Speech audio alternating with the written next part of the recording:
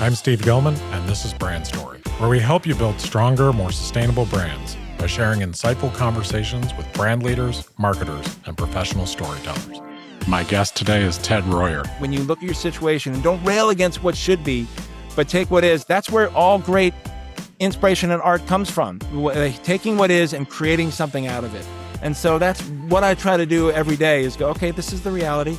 What can I do in that reality to create something positive? Ted is an accomplished chief creative officer with over 25 years experience and has won, I think, almost every major award in the industry. He was the CCO at Droga 5, one of the most influential creative agencies in the world, where he helped shape work that defined an era of modern advertising, working with clients like Prudential, Chase, Heineken, and man, so many more. And today he's the CCO and co-founder of Folk Devils, a technology-forward, creative-led consultancy that's rethinking what an agency should even look like and be in the world of AI. Ted is also the author of a new book, And Then It Just Got Worse, where he writes candidly about his departure from Droga 5 during the Me Too movement and what he spent years working to understand about creativity, leadership, power, and accountability. Ted, hi, welcome to Brand Story. Hi, Steve. Thank you very much for having me. This is great to be here. Yeah, I'm really going to enjoy talking to you today. I think you've had the most interesting career and you've accomplished so much. And obviously it's had its twists and turns as life does. But, I think it's going to be really interesting and cool to talk to you today. Great. Thanks. So let's start out just by talking a little bit about Folk Devils, which, by the way, I think might be my favorite name of a new agency I've heard. Awesome. I love that. I think so. Did you ever watch the Grateful Dead documentary where Jerry Garcia said he went through some old book to find the name and he saw the name Grateful Dead pop out?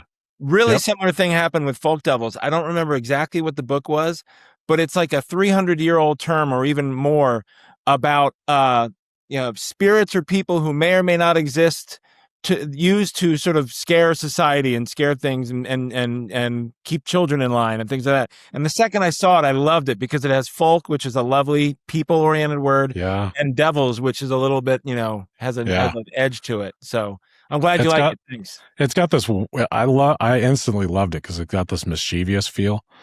And it's got this like grounded mischief, Yeah. And I just immediately loved it. And I think it fits, having looked at your all's work and how edgy it is and how new it is and how part of today it is. I think it's just the perfect name for what you guys are doing because you're not the run-of-the-mill agency. What did you and your co-founder want to build? Like in this day and age, it's so different because I get the sense that Folk Devils is very different than the world you came from before the traditional advertising. I mean, we like to think so. I don't know how everybody's doing it out there, but we do operate, I think, very differently certainly from where I came from before. But I actually have two founders, and one is the reason I wanted to get in partnership with them. One is very internet-oriented, website-oriented, social media-oriented. So he's a real guru about that. And another was a designer or is a designer who has thrown himself into the world of AI and embraced everything AI.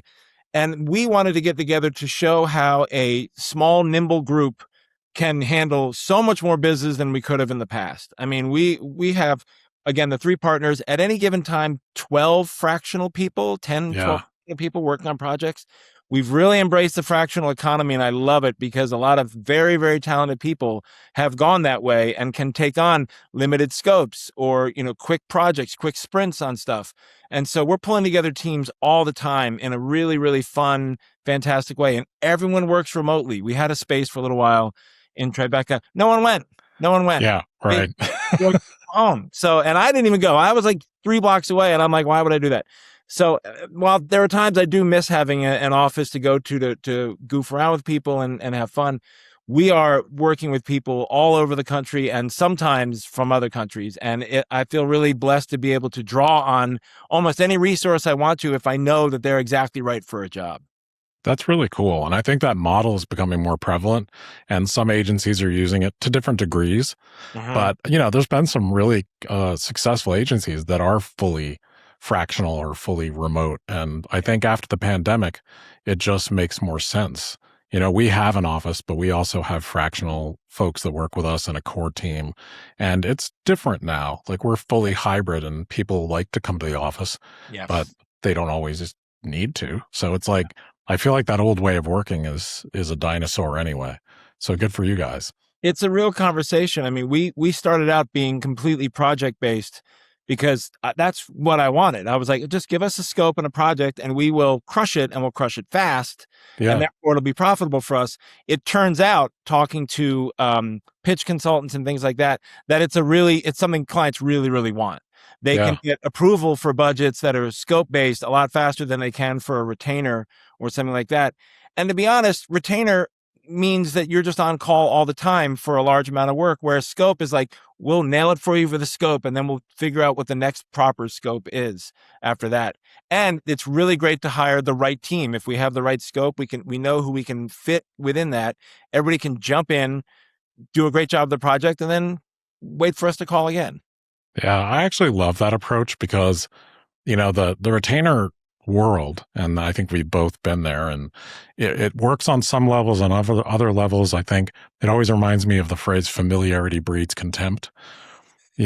Like when you're Yeah. just one of the gang doing whatever thing gets thrown your way, eventually your specialness wears off, Yeah. and maybe you're not asked about the big idea the way you used to be. And I think sometimes it works if the relationship is just right and that appreciation doesn't wane.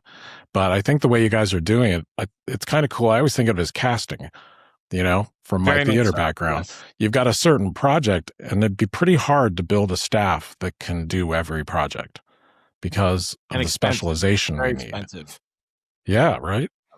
I mean, there was So, I think there's that old saying, the day you hire a client is the day they start to fire you. I never wanted to feel like that. I never wanted yeah, to have that me kind of either. relationship with a client. I would much rather, and I'm unabashed in saying I took this from the agency Mythology. I went and freelanced with them for a little while, and I loved their system of, they had a number of clients that would call them for different projects, and they could say yes or no to the project if it fit them and fit their capability at that moment, which I think made them more desirable to a client. Like, wait, you're not ready for us right now?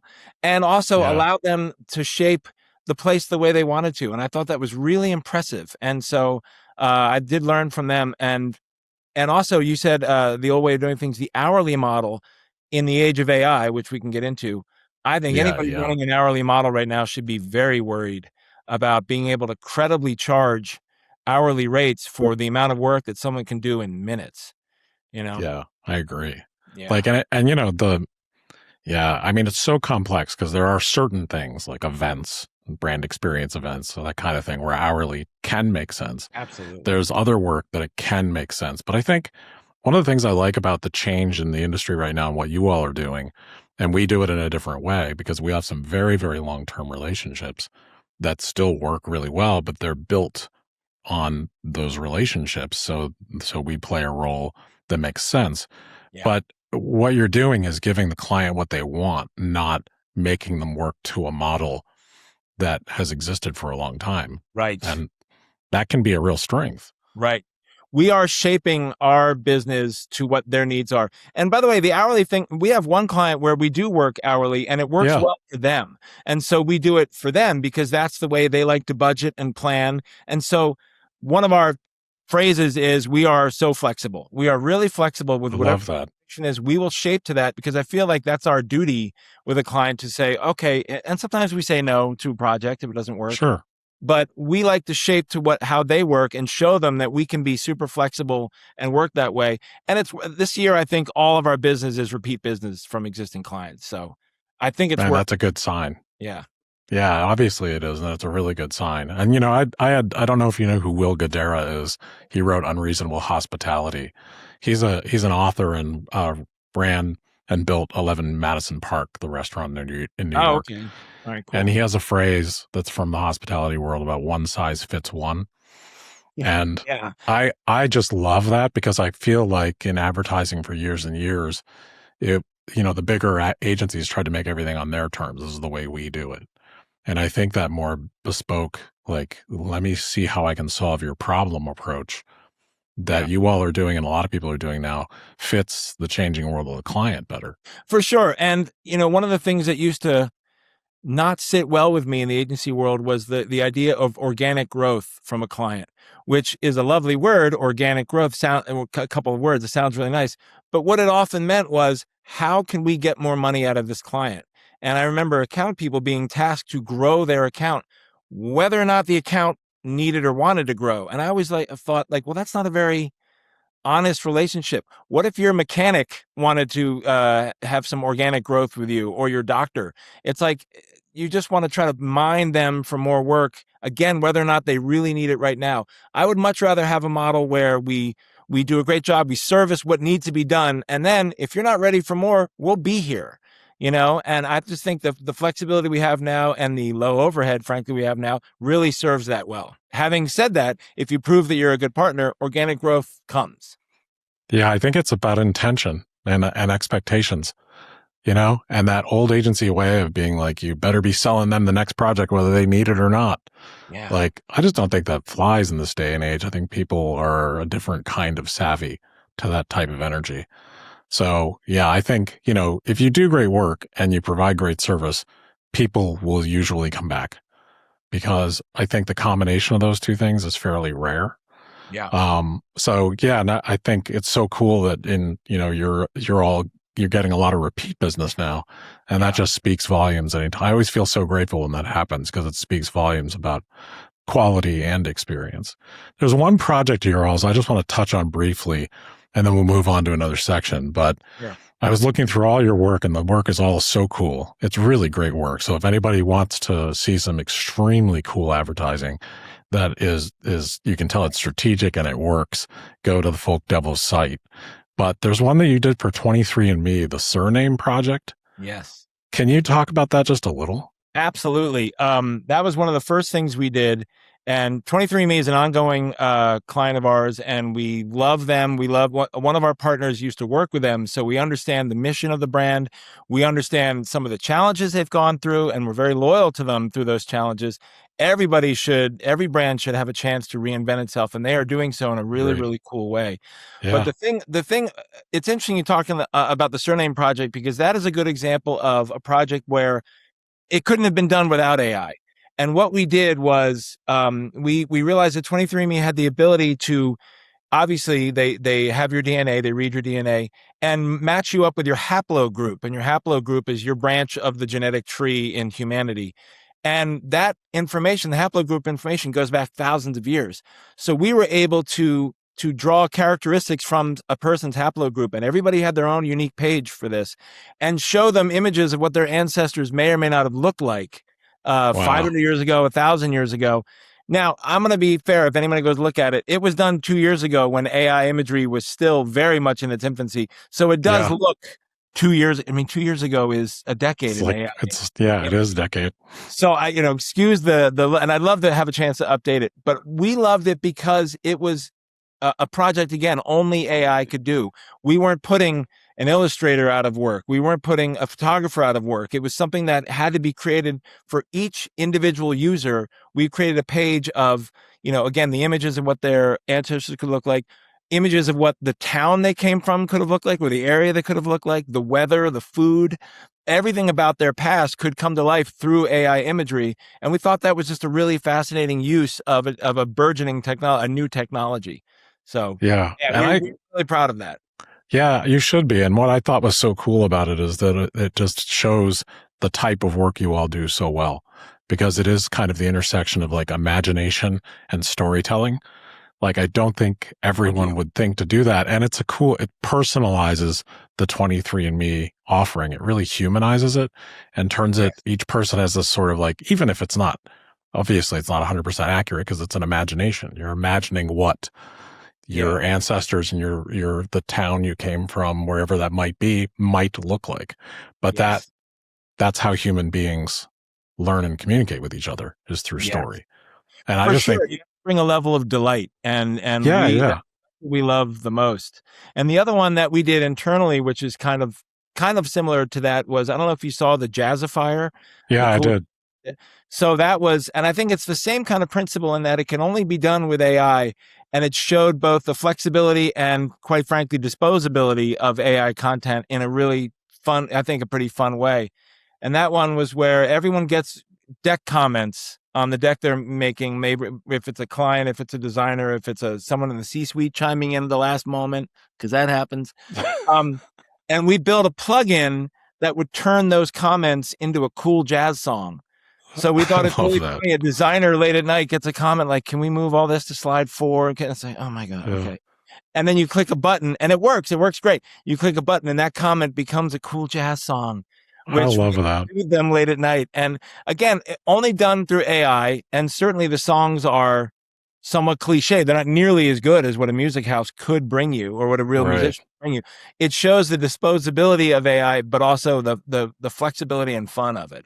Yeah, and the instant gratification of just having a moment that's silly and fun in what usually is stressful, you know? So yeah, Very I think stressful. we've all been there, if someone telling us at the last minute that they just don't like blue and they don't know why. That's right. You Yeah. know? Or like we don't want to use comedy. There is a giant range of comedy to draw from to Yeah. communicate with, and just sort of closing that whole thing out, which could get us into creators too, if you want to talk about creators, because one of the things I'm seeing that's really interesting is I see brands that I know have said to their creators in the past, we don't want to use comedy, partnering with creators who are all about comedy and Yeah. finding great success. So one of the things I love about creators in the marketplace now is how they are able to bring their own brand of comedy to a brand, and the brand wants that. They're not dictating how the brand talks. They're lending their comedic view to the brand, and it's working great. Yeah, I think I don't know why it feels safer for a brand, but I think it feels like being paid tribute to it, Yeah. but with comedy instead of trying to be the funny one. And I can see some brands just get really nervous about trying to be entertaining, For sure. I which mean, does, I have an opinion about why I feel safer, because it's like the brand is standing next to another brand, or yeah, standing next to a personality, and they aren't that personality. They can still be the sober, smart, scientific brand. They just happen to be being talked about by a really funny comedian or a really funny influencer yeah, or creator. And so they're not giving up their center, their mission. They're just having a conversation with someone really creative over here, which I find refreshing and very powerful when it works well. yeah. And it works. I think when it works well, it works really well because it's, a brand might be, uh, very staid, very responsible, very even a little stiff. But being Yeah. able to bring that in is like that brand hanging out with some cool kids for a while, and it humanizes that brand. Yeah. And I just think that's brilliant. Like, I love that.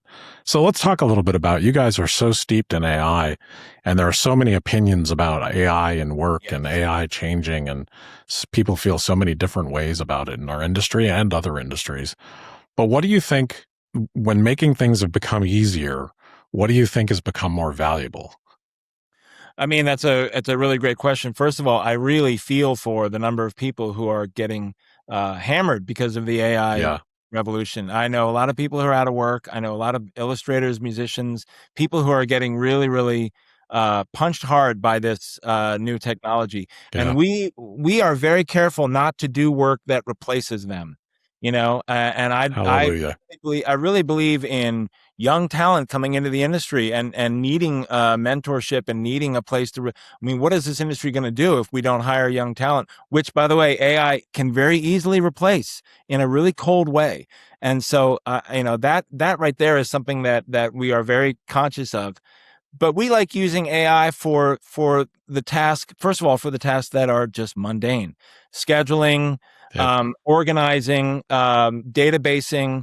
Like that to us is a no-brainer, where you can draw very quickly from, say, a client might have 10,000 photos. We can draw and access from that really, really quickly, so that we save hours of work, and for a designer looking for stuff. Or obviously, anybody now can create decks with Claude and things like that. Yeah. No one loves creating decks. Like, decks are kind Right. of the great thing about AI is that we don't have to worry about the time it takes to build a deck. We can set our look and our tone, and then really work on what it says. Really work on that content having the most impact.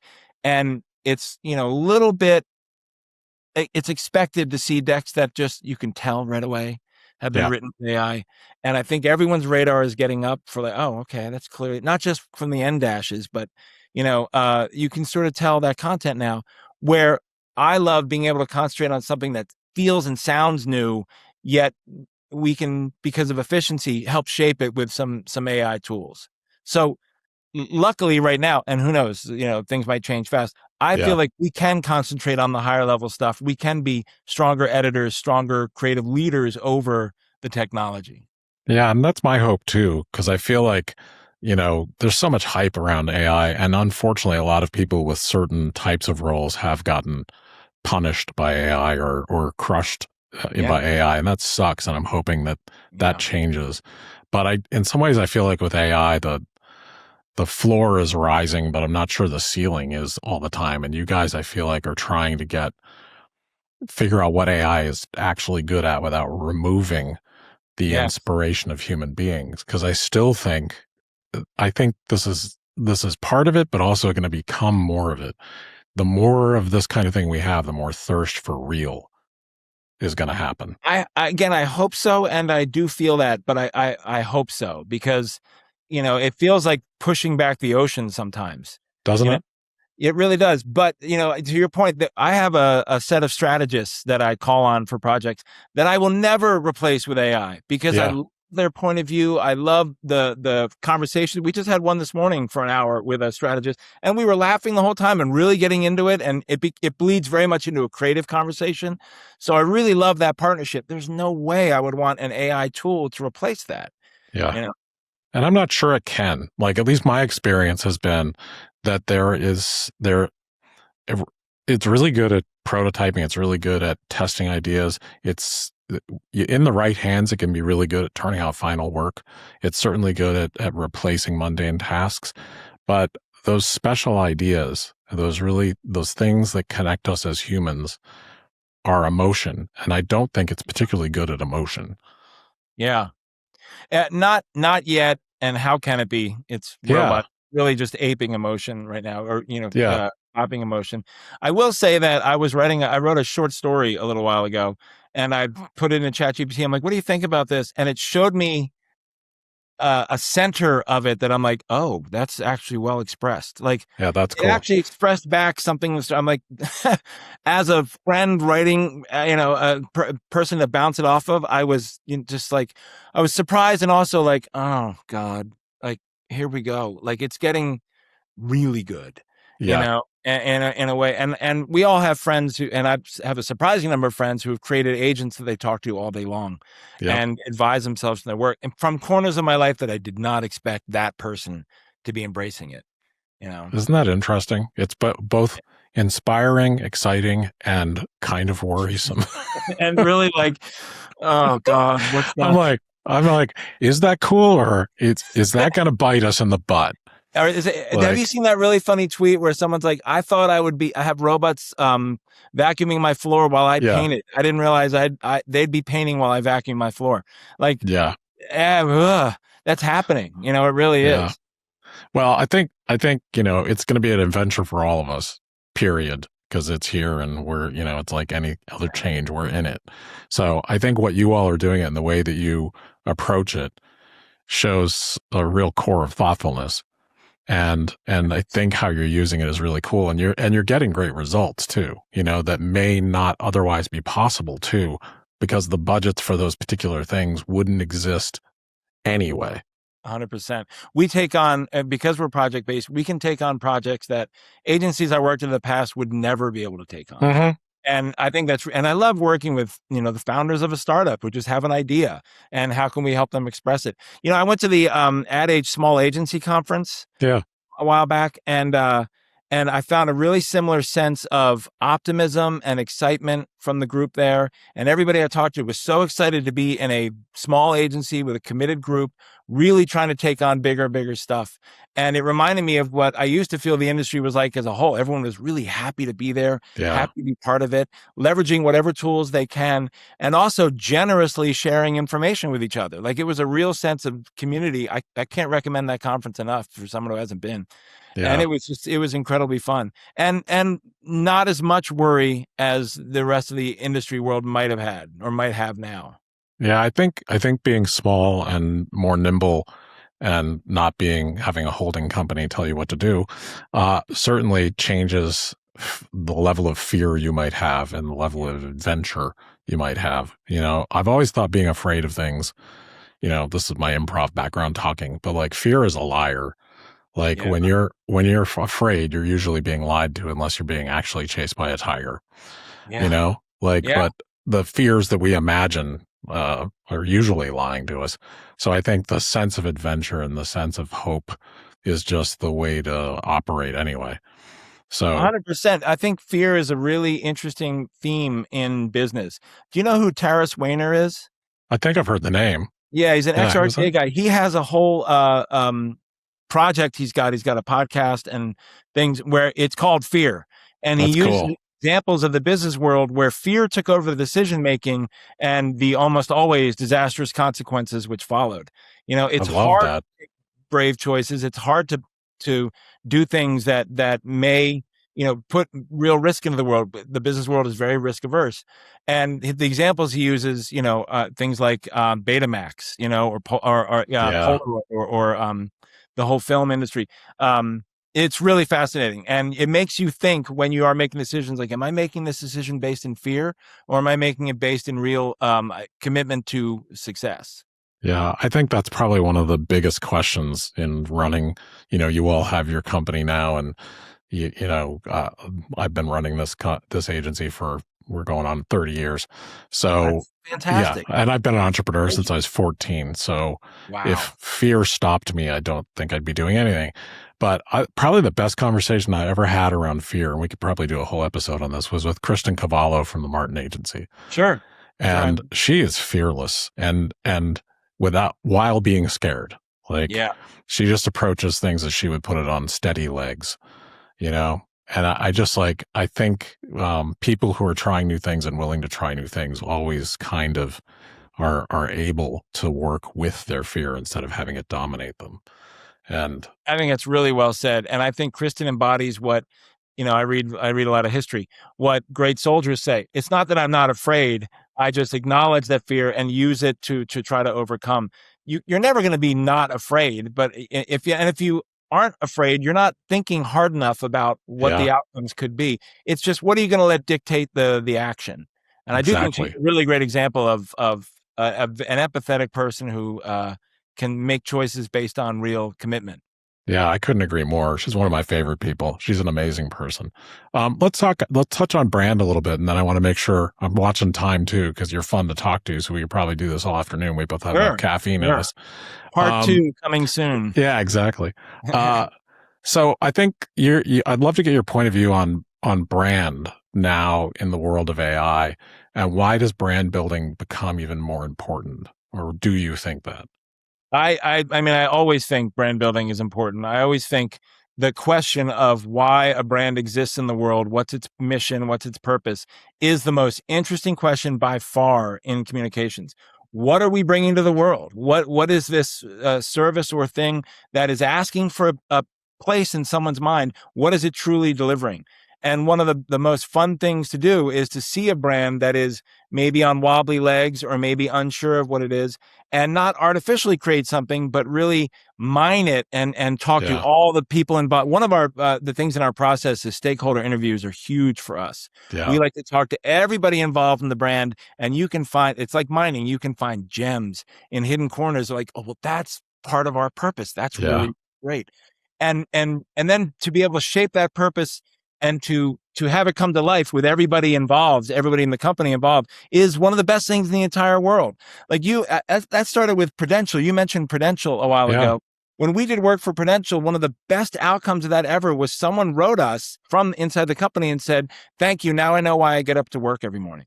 And I was like, "That's it." That was like a light going off my head. I'm like, "That's what we're really doing. We're not only selling a brand to the marketplace or to consumers. We are purposely building the reason people belong to this company, or the reason people, besides a paycheck, everyone needs a paycheck. The economy's tough, yeah. but don't you want to get up and not be making a paycheck, but get up with some sense of purpose or some sense of clarity as to what you're doing every day and why this brand exists? Yeah, which is I love that you will do so many stakeholder interviews because we do the same thing. And I Yeah. think that's where the gold is, because that's where the humans that are doing whatever it is the brand does 100%. every day. And I think that's just such an important point of view, especially now in the world of AI, because with AI, like you said about, younger employees and why we still need them and why we need to mentor people, is Yeah, that like you're never going to go talk to a stakeholder that's an AI to find out what the brand means. never.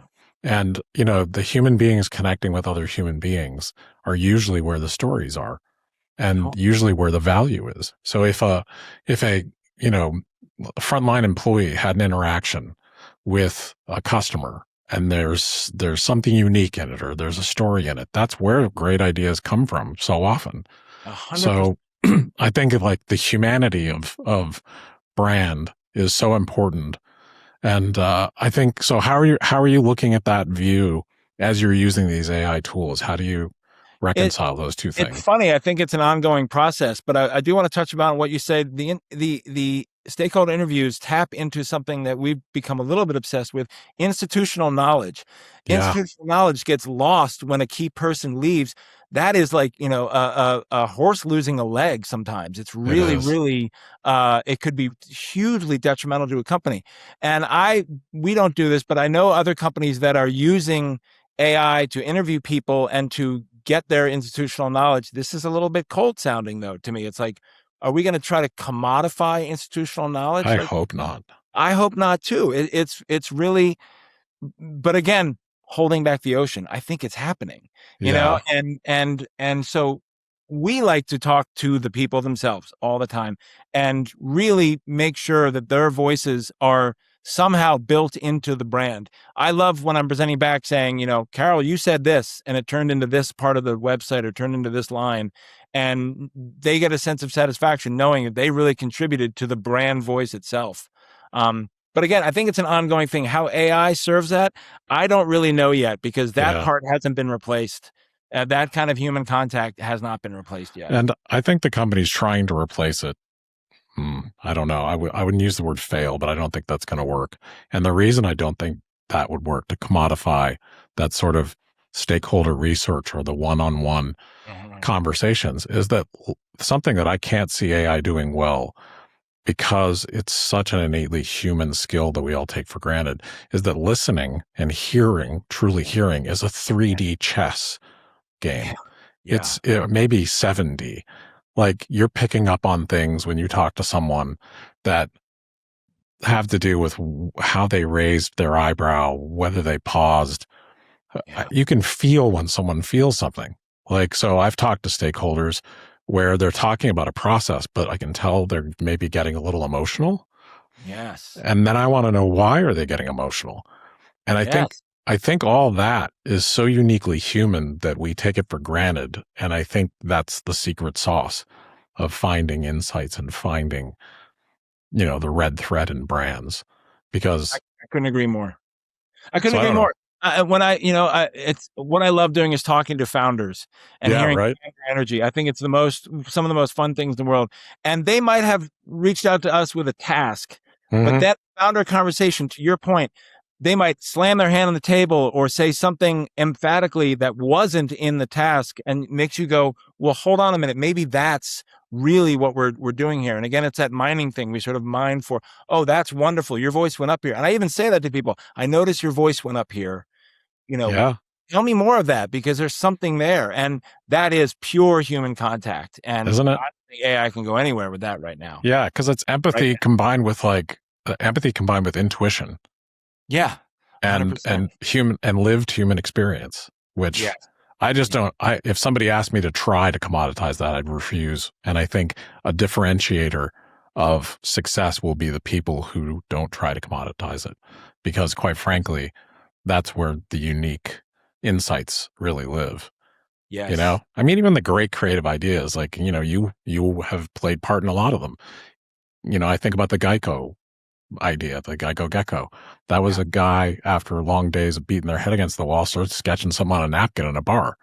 Yeah. And it was like, how about this little lizard? Nah. And then Yeah. it became a thing. They kept talking about it because it was just a weird idea. And look at what that did. And that's so 100%. human. It's so human, but this sort of goes back to the creator conversation. I know creators can be seen as a threat to advertising agencies, and maybe they are. I don't Yeah. know. But I think also don't count out advertising agencies. They're full of a lot of really smart people who are willing to Yeah. shift. Yeah. So I don't think advertising agencies are going to be out. But I don't either. I go on TikTok every night. I think TikTok is absolutely fascinating. And what I see That with is. they're using a lot of the same muscles that advertising campaigns did. I'm trying to think of a good. Oh, okay. Have you seen the PE guy, Johnny Hildebrand, the PE guy? Yeah, I think I have. Yeah. He's hilarious, right? And he does this sort of obnoxious private equity guy.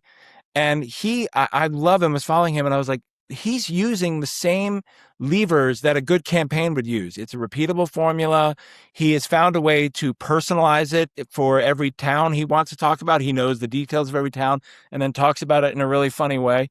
He is a living ad campaign. I think and of Yep. course, brands are partnering with him now because the very people he's mocking, the finance world people, are very good consumers and they love him. They absolutely love him. So I think it's really cool to see campaign thinking popping up almost naturally in a lot of these creators. They haven't really probably thought that they're doing those same muscles, you know? Yeah. And But I I think think it's great to see.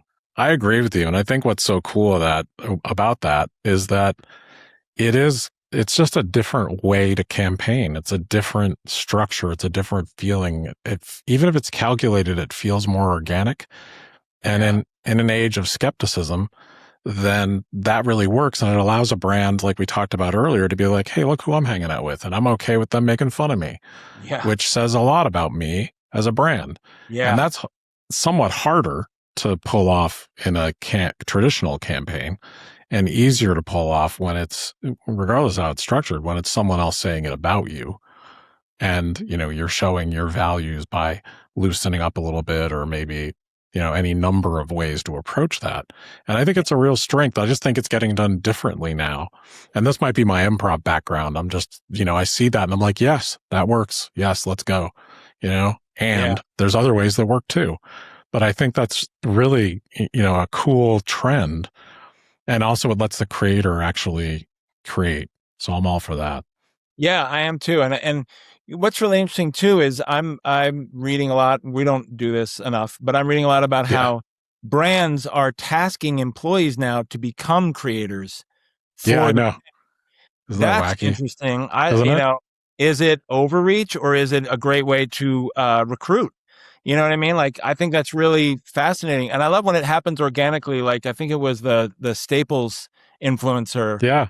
Is absolutely hilarious and amazing. And if you had ever brought that as a creative idea to Staples, they probably would have been like, what are you talking about?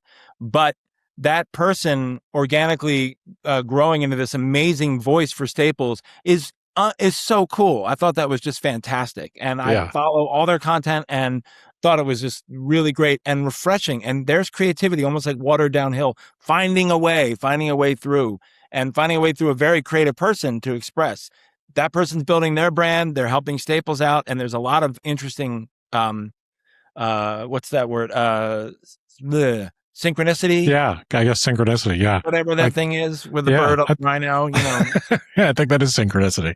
Right. And I think what's cool about that is that brands now, I feel like they've woken up to try to recognize the value of that instead of try to totally control every single thing that gets said, which is impossible anyway. Well, I mean, I don't know. I paused when I heard that brands are trying to task employees to become creators for the brand. Yeah. I worry about that a lot. I do too. Yeah. I don't think that's fair to employees. Like, what? You're going to put that burden on them unless they put their hand up and they want it. And the employees should be able to build their personal voice free of the brand's constraint, because you're asking them to build themselves into your company.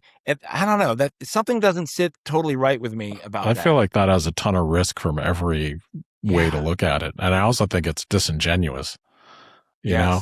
And I think that's the main problem. The cool thing about a creator is that, of course, not every creator is genuine, but when it works, I think the Staples influencer, sorry to cut you off, but the Staples, go.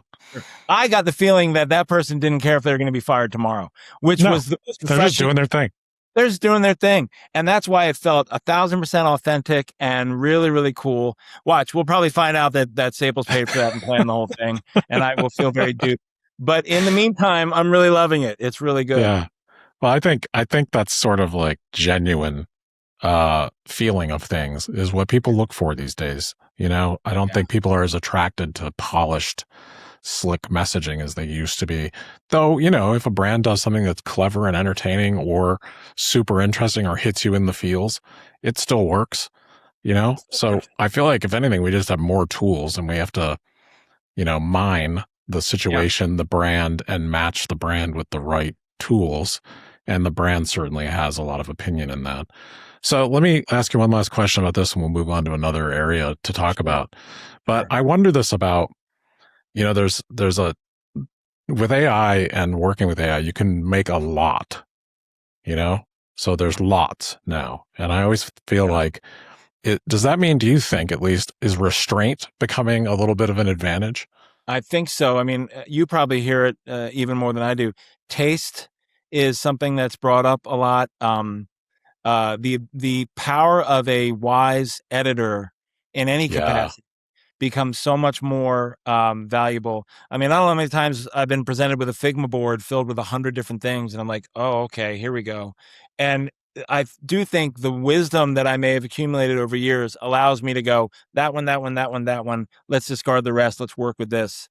There's that famous story about Picasso where he was sitting at some bar and a woman said, "Can you draw something for me?" And he did something and said, "That'll Yeah. be $50,000." And she's like, "It took me 5 seconds." He's like, "No, it took me 50 years."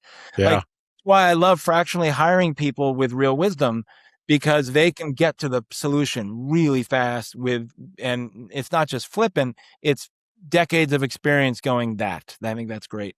So yes, I do think there's an avalanche of executions coming out of, and already out in the world, which AI slop is a real thing. It is.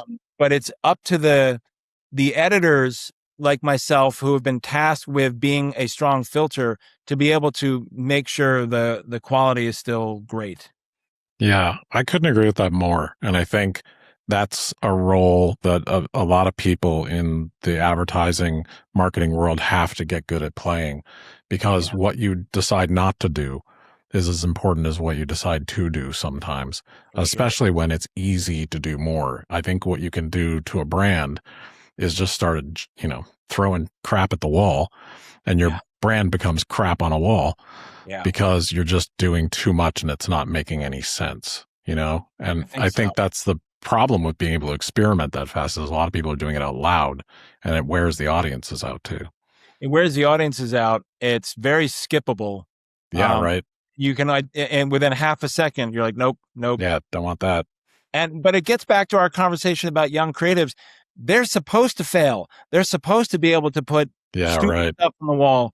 And if we're creating a world where we don't allow that as much, that's really bad. You know what I mean? Like, Yeah, right. first ads I ever did, first ads I did in ad school and presented, were atrocious and horrible and cliched and terrible. But you have to work through that to get to the good stuff later. And I just worry that in all this slop, we're losing the ability for a young creative to experiment and work their muscles, training their Yeah, muscles going. I agree. And I hope that it's happening in different ways. And, I've seen a few filmmakers, quote unquote, people who just gave themselves permission to become filmmakers by grabbing a camera and starting to make things, Yeah. telling stories that are like really interesting Yeah. and really well done. And I think those are the kind of things that start to break through slop, which I think is a joy. But that's one of the reasons I love talking about this stuff, and I'm really enjoying talking to you about it. Is Well, that look at, there, I'm really enjoying talking to you too. yeah, It's a good mutual love fest. How about the movie Obsession? Have you seen it? yeah, it's. I Curry mean, Barker, I followed Curry Barker because I liked watching short horror films on YouTube. His work stood out right away, and I mhm, thought it was great. But he is a great example of someone who's just doing it. He was in film school, dropped out, and just made comedy sketches online, and realized that the timing for comedy was similar to the timing for horror, yeah, and just started making stuff. And then he made Obsession for $750,000, so and crazy. it's past half a billion. Like, Yep. it's a great little movie. It's really, really fun. And you can tell he knows how to direct actors, because Indy Navarrete Academy Award in that performance. I thought that was one of the most astounding performances. But everybody in the movie was phenomenal. It's a great example of just do it. Just, if you want to be a creator, just do it. Just be doing stuff and be finishing stuff. That's Yeah. another thing. it's not enough that you're doing it. Finish it. Whether it sucks or not, finish it so it's there in the world and you can move on from it mentally and physically. Yeah, I love that point. I think finishing things and putting them out is incredibly important to people, and just having the little bit of craziness and creativity to try things that maybe someone has told you you can't do is incredibly important for young creators. And I love seeing people like him who just get the basics of storytelling, because Yeah. the line between comedy and horror, or between tragedy and comedy, is very, very thin. Yeah. And Jordan Peele obviously knows that, and Yeah. so Oh, many he's others. brilliant at it. Absolutely. Yeah. One of the funniest people and also one of the best at horror.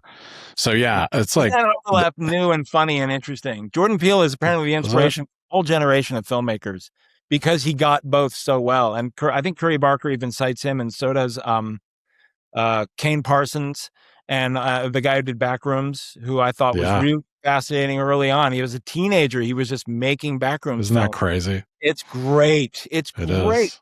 And I think it gives hope to young people that they don't need to get into a channel with a company and have the sort of official stamp of a company. Companies do need to train people. There's no doubt about that. And I think some of Yeah. them are falling down massively doing that. But the hopefully the spirit of get it done and finish it. I love that you like the finish part, because whenever it comes to me with that idea, I'm like, did you finish it? Well, no, well, then what are you doing? Like, just finish it, get it into shape where it's real and it exists. Yeah, I couldn't agree more. I think that's one of the most important things at an age where experimentation is so easy. Having a theater background, one of the Yeah. things that I would do is direct plays that I was unqualified to direct. Yeah. I'd pick a big play like One Flew Over the Cuckoo's Nest or something and be like, yeah, I'm directing it. And, it's got 30 people in it and let's go. And, Wow. you're going to have an opening night, and you have a deadline, and it's opening night and it's live, and it's, you're going to put it out there, and it's either going to fall on its face or it's not, or it's going to be a mixture. And I think that creates like that kind of thing, whether it's with film or design or whatever you're doing, is to have an idea that's audacious and then just go for it and put it out. Did you just act as if? Did you just tell yourself, I'm going to act as if I know what I'm doing, and then just do it? Yeah, I studied theater. I was a theater major and studied directing, so I had really good teachers. But usually you pick projects that are a little safer. And I just had this passion for certain types of stories, and I would pick stories like that. Usually stories about people being caught in the machine of society, and different themes, and that just appealed to me. And I was like, I got to tell a story I believe in, not direct a play because it only has 4 people in it. Like, that's cool. Right. And it would be easier, but let me see if I can just do this. And I've not to talk about me because this is about you today, but I started directing plays in my front yard when I was 11 years old. Yeah. So That's awesome. And they were just recycled, absolutely copied versions of monster movies I had seen. Sure. So I was just like, why not? Yeah, why not? Right. If you're a storyteller, you're probably going to be. That we're all like cliche. Alien comes to Earth, whatever. But again, you're working out those muscles, trying stuff. Yeah. It's just play, it's literally like a form of play and creating. So and I think that's where, really talented people tend to play and tend to try to invent. And I think that that's like so important. Expecting to fail. It's a hard lesson to learn, but it is. It's okay if you fail, because if you get back up again, the next time you're going to have that added wisdom. I know it sounds cliche and trite, but it really is deeply true. Deeply true. I couldn't agree with that more. Honestly, I don't think, even though it does sound cliche, like I think for some reason in this day and age, people are more afraid to fail. Maybe that's social media has to do with that, but being able to fail and pick yourself back up is not only key to being human, it's key to any kind of growth. And I think embracing failure, and again, like, I think it's one of the things improv taught me is I love having a scene go to hell in front of an audience. It is a special kind of disaster, because you're there, you're trying to get laughs. Juicy, like, oh God. You're like, wow, that was the worst thing anyone's ever done. Good for us. We tried. The audience is getting its own sort of rush. Then like, wow. Yeah. And everyone's feeling something, So it is great when they soar and a scene you're putting together on the spot works. That's a different kind of thrill. But I started to realize the ones that just crashed had their own charm. Yeah. So, and I think that's part of life. And you were So all in it together, performer and audience, all in it together. Yeah, and I think that's the part of the human experience is For like we sure. root for each other, we show up for each other through good and bad, hopefully. Yeah. And there's plenty of both in life. There is tragedy and there is joy.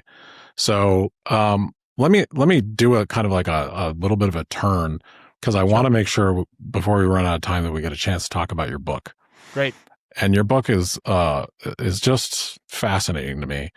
And it's called And Then It Got Worse. And I got a copy of it. You all were nice enough to send me. I didn't get to read the entire thing, but I dug into it enough to know that it's a very personal reflection, not only on the cancellation era of that we live in, where people get canceled, but also what happened to you personally during, being at Droga 5. And so do you want to tell the audience a little bit about what inspired you to write this book? Because I don't think a lot of people would have written it after they'd been through. And I was actually cautioned by people, why are you writing this?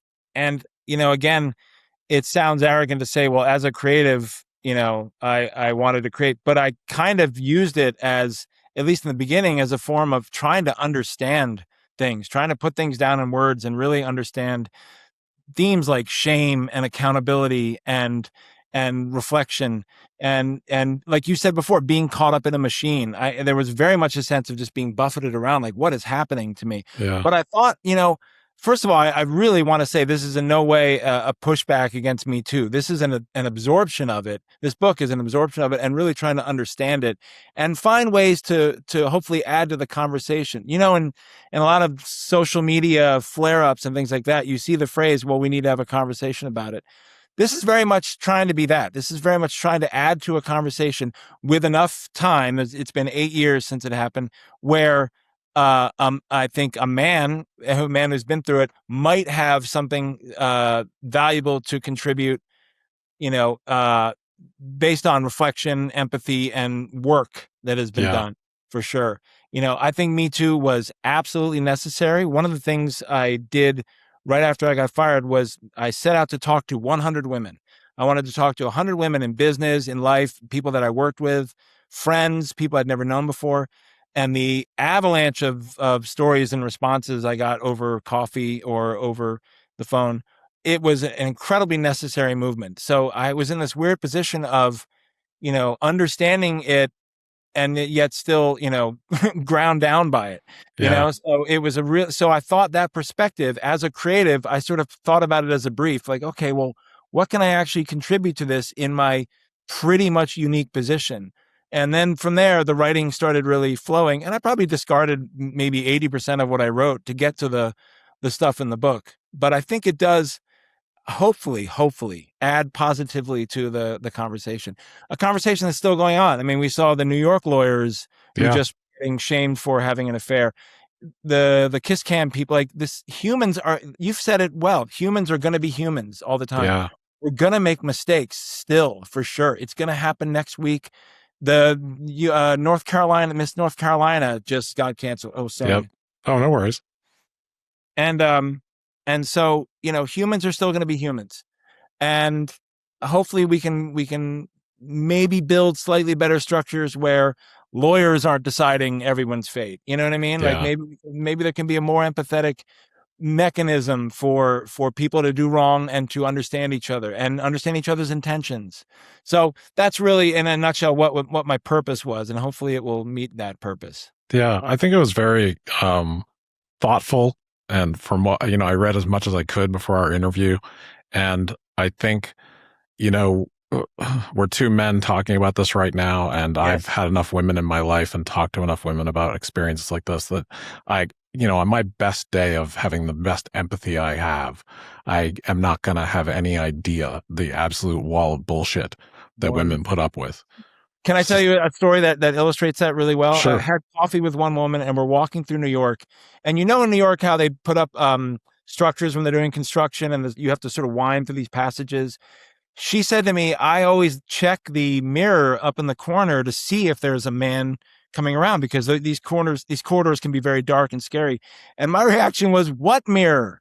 Like, I didn't even know there were mirrors there. And I was like, oh, there are mirrors there? And she goes, exactly. Exactly. women have to live every single day with the possibility that something can be some form of disrespect or up to assault can happen to them at almost any time. A woman told me she was on the subway and her dress was unzipped by a guy. Like, Yeah. I don't ever have to think about that. You and I never have to think about that. And so that was really part of why I wanted to wait for time to pass and really absorb as many of these conversations as I could to truly understand the magnitude of what women went through, so that I contributed empathetically to that.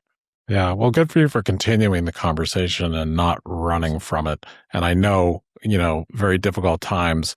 But one of the things that I was just left with trying to think about all the different angles of this was that, it's important to hold people responsible for harm they've done, but it doesn't decide that that's all they are, unless that is all they are. And that happens now and then. Some people are monsters, but everyone that makes mistakes isn't a monster.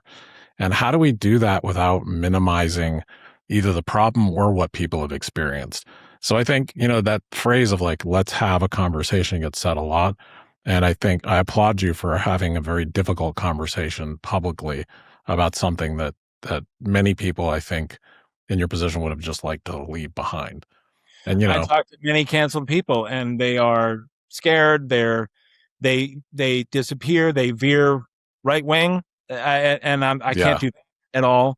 And so, no, me either. I decided to take a path that is certainly still scary, but again, hopefully, how can I be of service to this moment and Yeah. not shy from it? Yeah. So, and Well, you said it all very well about forgiveness in society. You said it very well. yeah. And I think that's an important aspect of it. That I say that with the giant grain of salt, that if bad things happen to people and they have a perfect right to feel the way they feel and be as angry and want change, because certainly the way that men run this world and men in power run things and how they approach other people and especially women is just so badly broken. Badly broken, to the point where I worked for a company after being fired, and I witnessed, it's almost like watching a car wreck happen in front of me. I witnessed a woman get harassed and fired because the C-suite was on the side of the harasser. Yeah, And man, I it spoke up. happens. I was like, I'm sorry, this is terrible. And I got fired Yeah. because of it. And then I wrote a letter to the board and tore it all apart, because we all, especially a man who's been through what I've been through, has to stand up when he sees the very stuff that the Me Too moment was designed to stop happening in front. I can't not say something. Yeah. So it was pretty interesting and sort of cathartic to see that happen. Yeah. What a journey. So if anyone's curious, Ted's book is quite a read. I think it is part of the conversation. It's called And Then It Just Got Worse. I think it's available now on Amazon, isn't it? Or It's almost pre-order September 8th. Yeah. Okay. Well, I think it's an important conversation. It's an important aspect of the conversation that you don't hear very often. So I think that's, it's great that you did it. So good for you for doing that. Let me just touch on two last things, because we're talking a while here. Yeah, love it. It's been great. Yeah, I'm having a blast talking with you. So I just wanted to touch a little bit. We talked about, younger people coming into the industry. To build creative teams in the future, what skills do you think matter more, and what's disappearing, and what do you see happening? Yeah, that really is changing. I don't use the writer art director model anymore. I almost, and that's not from a choice. That's just looking back on a year and a half going, oh, I never hired a writer art director. I always hire people based on certain tasks, and then I put them all on Zoom to talk about things, or say, can you talk with this person? Whether that's a creative technologist, who I feel like is becoming very integral to the process, to a social media expert who you have to hear from. You have to, the idea has to be at least social media ready. So again, I don't think I have one answer as to what a creative team looks like. I think people have to be extremely open to feedback from many, many different people now, not just that old model of art director, writer, and then creative director, and then we show it. That seems so outdated to me. I don't follow that anymore at all. Again, not by choice. It just seems like, well, that's not what we need to do to service this brief, to service this project. So I guess the answer is we're making it up as we go, Yeah. and repeating success when we have it, and discarding things when it doesn't work. I love that, actually. And I think, one of the things that I was just try to implore people to do is be open, learn, and like see the world, go travel, see other people, be curious about other people. Yeah. Because in this line of work, it's kind of part sociology, part psychology, part empathy, part theater, part putting on a show, part everything, So it's like, I think younger people coming into this, you just need to realize, be as well-rounded as you can be. For sure. So And I've, I'll say the arrogance of creatives that was there in the past, it has to completely go away. I agree. We used to be the gatekeepers of ideas, and we used to be proud of that. And that is gone to me. That's completely gone. A great idea, I know it's cliche, a great idea can come from anywhere, but in today's, you have to really listen and filter in a lot of different smart opinions, and the ego around the creative idea has got to go away. Yeah, So. man, that's great to hear. And I think that's an important point of view. Because it is so true now. You have to be much more open and be listening way more than your authority about what creative works and doesn't. Yeah. So 2 last questions, and I'm going to let you go because we've gone a little while. Great time. Sure. What would you call this chapter of your life right now? What a question. Gosh. You really got me with that. I don't have a label for it. I do think there has been a real, at times painful reimagining of what my identity is. I was very tied into, I'm a chief creative officer, I'm a CAN, I'm that. And that went away almost overnight. And I love talking to people who have been through cataclysmic events. And I'm not saying I'm a victim at all, but I did go through something that was seismic in life. And I love talking to people about that and how they were able to stand up again, to get out of bed again, to build brick by brick a new reality for themselves. And so I don't know what the label of that would be, but that's what it feels like right now.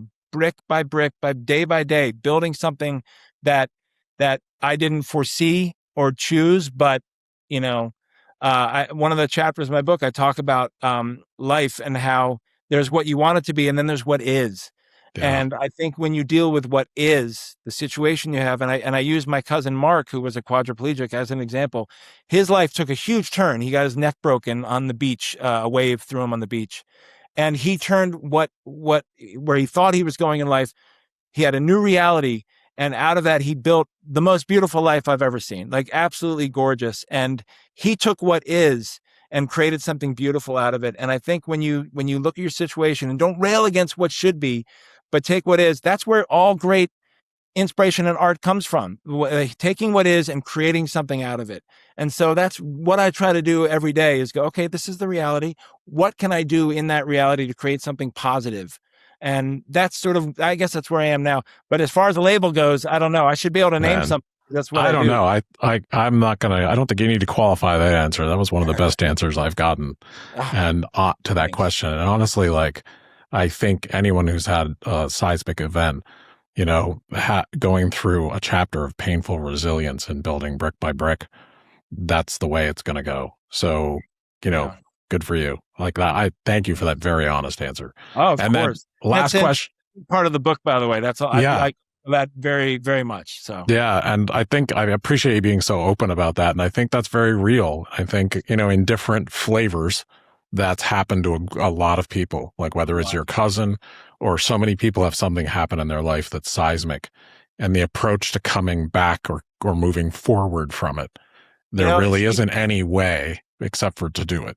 You're so right. And if you meet somebody, their life seems great. And I used to always believe, that person's life was great. You scratch the surface, you have a glass of wine with them, there's something they're wrestling with and dealing with, almost everybody.